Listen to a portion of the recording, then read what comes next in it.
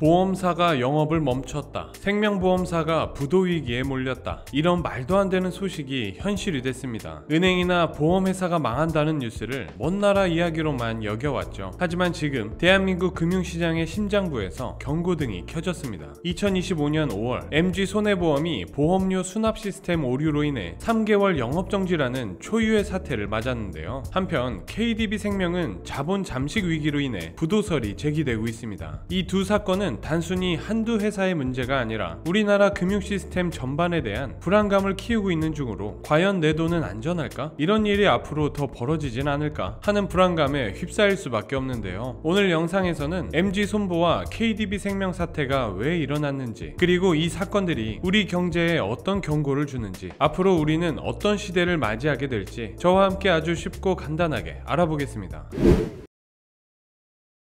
이번 사건의 시작은 정말 황당했죠. 보험료 자동이체 시스템에 단순한 날짜 오류가 생겼는데 이걸 무려 147일 동안이나 방치했다는 사실이 믿기시나요? 그 결과 12만 건이 넘는 보험금 청구가 처리되지 못하고 쌓여버렸습니다. 이 숫자가 얼마나 큰지 감이 안 오실 수 있는데 우리나라 전체 보험 청구의 7%가 넘는 규모입니다. 이렇게 쌓인 미처리 청구는 결국 회사의 자금줄을 말라붙게 만들었어요. 당장 보험금을 받아야 하는 사람들은 답답함 과 분노를 토로하고 있고 MG손보에 대한 신뢰는 바닥까지 떨어졌습니다. 보험사가 보험금을 안 준다 라는 말이 현실이 되어버린 거죠. 문제는 여기서 끝나지 않습니다. MG손보 사태가 터진 이후 중소형 보험사들의 주가가 연달아 급락했습니다. 심지어 다른 보험사로까지 불안감이 번지면서 예금 인출 문의가 평소보다 3배나 늘었다고 합니다. 금융당국에서는 소규모 보험사의 경우 앞으로 6개월 안에 도산할 가능성도 배제할 수 없다 라는 공식 입장까지 내놨습니다. 이 여파로 보험계약 해지율도 급격히 뛰었습니다. 지난주만 해도 계약 해지 건수가 40% 넘게 증가한 것으로 집계됐습니다. 보험사가 망하면 내 보험은 어떻게 되나? 이런 걱정이 실제로 우리 일상이 되어버린 겁니다. MG손보 사태는 단순한 한 회사의 문제가 아니라 우리나라 보험산업 전체의 신뢰와 구조적 안정성에 심각한 경고를 던지고 있습니다. 앞으로 이런 일이 더 벌어지지 않을 거라는 보장은 없습니다.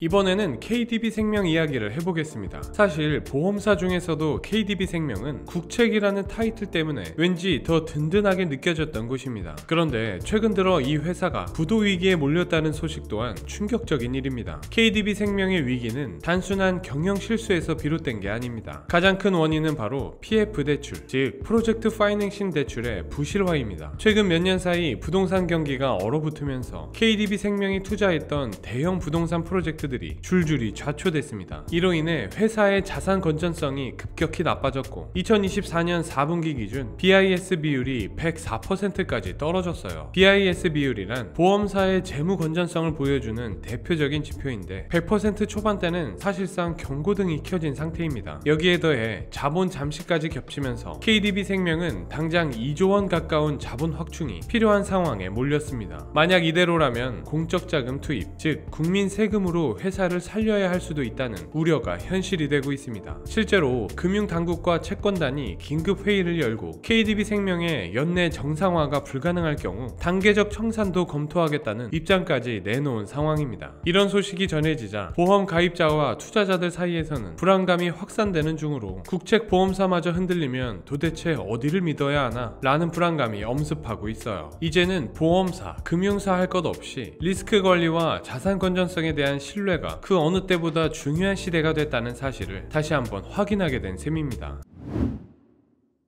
이쯤에서 한 가지 중요한 질문을 던져볼 수밖에 없습니다. 이런 금융사고들이 왜 연달아 터지고 있을까? 여기에는 바로 중금리 시대라는 배경이 깔려 있습니다. 여러분도 아시다시피 최근 몇 년 사이 금리가 빠르게 오르면서 이제는 4%대 기준금리가 일상처럼 느껴질 정도입니다. 은행에 가서 대출 상담을 받아보면 주택담보대출 금리가 7%에 육박하는 경우도 많죠. 기업대출 금리도 6%를 훌쩍 넘기고 있습니다. 이런 고금리 상황이 단기간에 끝날 것 같지도 같지도 않습니다. 실제로 금융당국과 한국은행은 중금리 기조가 당분간 이어질 것이라고 공식적으로 밝히고 있습니다. 문제는 이 중금리 시대가 단순히 대출받는 사람들만 힘들게 하는 게 아니라는 점입니다. 금리가 높아지면 보험사나 금융사들도 자금을 조달하는데 훨씬 더 많은 비용이 듭니다. 여기에 부동산 경기 침체, 기업 실적 악화까지 겹치면서 금융회사들의 수익성이 급격히 나빠지고 있어요. 특히 MG손보나 KDB생명처럼 이미 재무구조가 취약한 회사들은 이런 환경에서 버티기가 정말 어렵습니다. 금리가 높은 상태가 계속된다면 앞으로 이런 위기는 더 자주, 더 크게 터질 수밖에 없다는 뜻이기도 합니다. 이제는 우리 모두가 중금리 시대라는 새로운 경제 환경에 적응해야 할 때입니다. 더 이상 저금리 시절의 안일한 투자, 무리한 대출, 막연한 낙관은 위험할 수밖에 없습니다.